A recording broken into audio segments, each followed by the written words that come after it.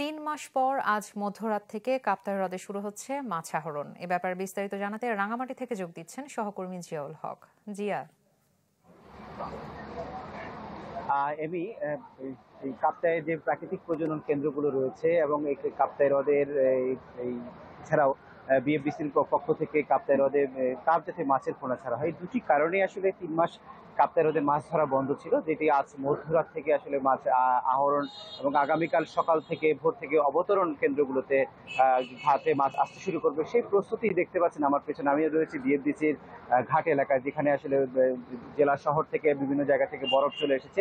এই বরফগুলো এখান থেকে আজকেই পাঠানো হবে বিভিন্ন উপজেলাগুলোতে, যেখানে আসলে এই মাছগুলোতে ধরা হবে এবং সেখানকার প্রস্তুতি আসলে জেলেরা নিয়ে ফেলেছে। একটু ব্যবসায়ীদের সাথে কথা বলতে চেষ্টা করব। যদি একটু কথা বলেন, আপনাদের প্রস্তুতিটা কেমন যদি একটু জানাতেন আমাদেরকে, সে বিষয়ে যদি একটু জানাতেন। আমাদের এই অত্র ফিশারি যারা ব্যবসায়ী আছেন তারা যার যার মতো করে আপনার ব্যবসা প্রস্তুতি নিয়েছেন।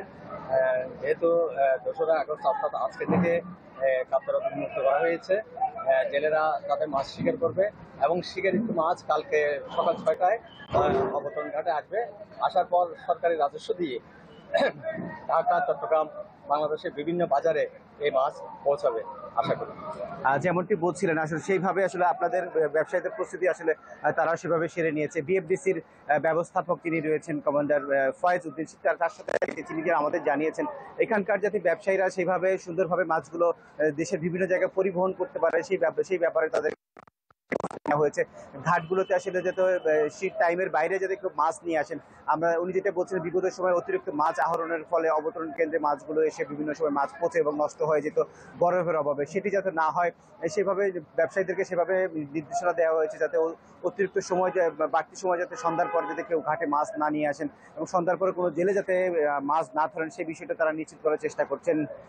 এই বিষয়গুলো নিয়ে আসলে তারা সেভাবে প্রস্তুতি নিয়েছেন। তারা মনে করছেন যে গতবার যে রাজস্ব আদায় হয়েছে এই বছর মাছ আহরণ বেশি হবে, রাজস্ব আদায়ও বেশি হবে, সেই প্রত্যাশা রাখছেন বিএফডিসির পক্ষ থেকে।